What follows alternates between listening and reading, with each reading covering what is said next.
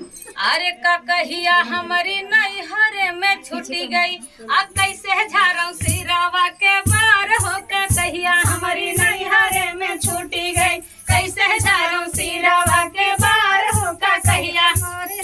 नैहर में छूटी गई हो नैहर में छूटी गई हो नैहर में छूटी गई कैसे झारऊ सिरावा के बार हो का कहिया हमारी नैहर में छूटी गई। अरे जाई कही अपने अरे बारे ससुर से जाई कही अपने अरे बारे ससुर से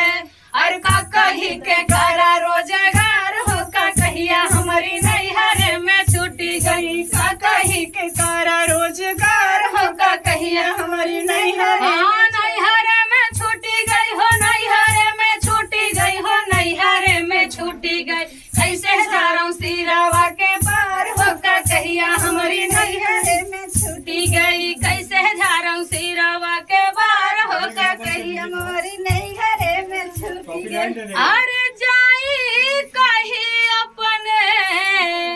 अरे बारे भसुर से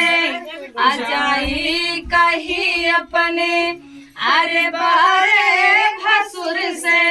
अरे का कही के करा रोजगार हो का कहिया हमारी नैहर में